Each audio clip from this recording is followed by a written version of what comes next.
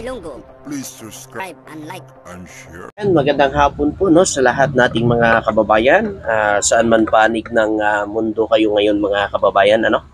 Grabe, napaka good news po mga kababayan itong ginagawa ng ating mahal na Pangulo, ano? Talagang nakikilala na tayo sa buong mundo po mga kababayan dahil sa patuloy na pakikipagkaibigan ng ating mahal na Pangulo mga kababayan. At dahil sa nagdaang summit, nito lang po mga kababayan, nitong October lang, mga kababayan, patuloy ang pag-uusap para sa Philippines durian export sa New Zealand, mga kababayan. So magdadala na tayo ng sarili nating durian doon sa New Zealand po mga kababayan. Tayo na ang magsusupply sa New Zealand ng durian. Nako, mga kababayan, ano kaya masasabi ng mga didiles na naman dito po mga kababayan? Grabe, no? Dito ako bilib sa ating mahal na Pangulo. Biruin yung mga kababayan, ano? Gumagawa talaga ng paraan para siyempre yung mga produkto natin dito maipadala din sa ibang bansa, no? Tulad yan mga kababayan, ang durian, 'di ba? Mag-i-export na tayo dun sa New Zealand mga kababayan. Alam nyo naman ang bansang New Zealand, napakayaman na bansa yan mga kababayan, ano? So ito po mga kababayan, babasahin ko lang po sa lahat nating mga kababayan dyan, sa mga didilis dyan, makinig kayo ng maigi kung bakit mag-i-export na naman tayo ng durian sa New Zealand po mga kababayan. Ito, nag-uusap na ngayon ang gobyerno ng Pilipinas at ang New Zealand para sa posibleng pagpasok ng durian export sa New Zealand market, sabi ni Pangulong Ferdinand Marcos Jr. So nag-uusap pa lang naman po mga kababayan. So hindi pa totally pero doon na rin yan ang punta ng mga kababayan. So good news ito mga kababayan para sa bansa natin. Kasi siyempre mas nakikilala na tayo, 'di ba? Mag-i-export na tayo ng durian sa ibang bansa, sa New Zealand pa. Alam naman natin ang bansang New Zealand, mga kababayan, mayaman din na bansa. Biruin nyo yan, yung mga nakakausap ni BBM at nagtitiwala sa ating gobyerno na, sa ating PBBM. So, talagang magaling ho ang ating Pangulo, magaling mag-sales talk. Kumbaga nga mga kababayan, sa yung salesman ng bansang Pilipinas, ang galing niya mag-sales talk. Kumbaga promotor sa bansang Pilipinas. Totoo naman, dapat ganyan naman talaga ang isang presidente mga kababayan. Magaling siya magsalita at magpaliwanag. Katulad niyan mga kababayan, 2.9 billion kagad yung investment ngayong ang pumasok sa bansa natin pagkatapos ng ASEAN Summit, 'di ba? Nitong October lang mga kababayan. Yun ang tinanggap kagad ni PBBM yun. Siyempre mga kababayan, dagdag kita sa bansa natin at trabaho na sa mga Pilipino. Yun naman dapat kasi mga kababayan. Kaya ang ating Pangulo, patuloy yan sa pakikipagkaibigan sa lahat na bansa. Mayaman man na bansa o hindi.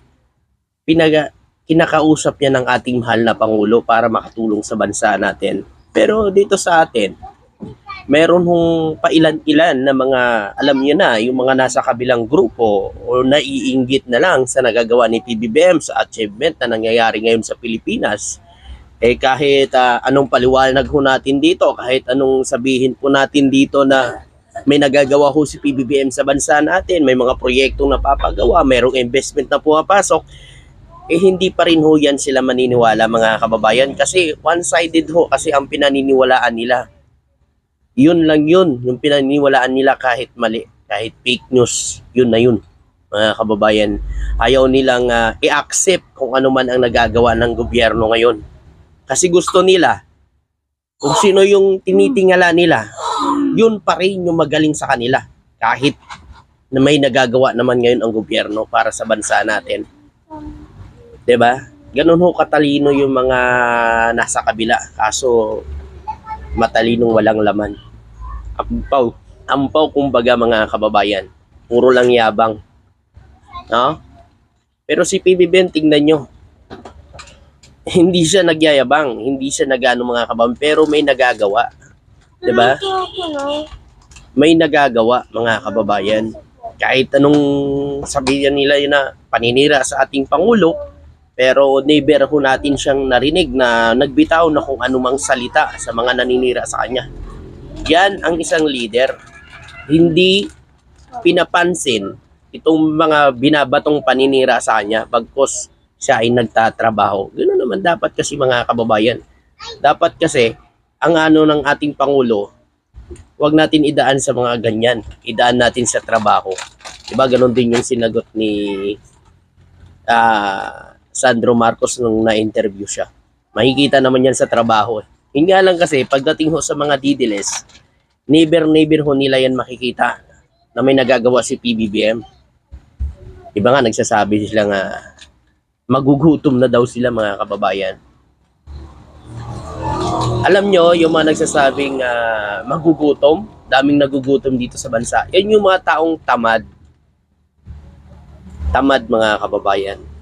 Sa dami ng trabaho ngayon, maghanap kayo ng paraan na makakita kayo ng trabaho. Ganun yun. Huwag tayo masa lang sa gobyerno. Kasi tutuusin talaga mga kababayan, walang nagdaan na presidente na pinababa ang presyo ng bilihin. Totoo yan. Real talk yan sa mga didilis dyan. Sino ba nakapagpababa ng presyo ng bilihin simula nang nawala si Apo Lakay? Meron ba mga kababayan dyan? Sabihin nyo nga kung sino. Kay Duterte, umabot pa nga ang kilo ng sili. Di ba umabot ng 1,000 plus yun? Ang isang piraso umabot ng 5 piso. Oh.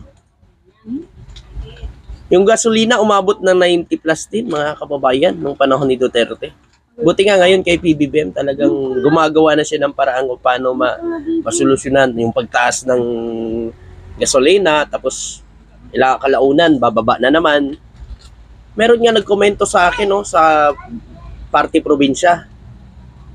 Mayroon na daw silang nabibili ngayon 45 lang na gasolina o 50 plus mga kababayan.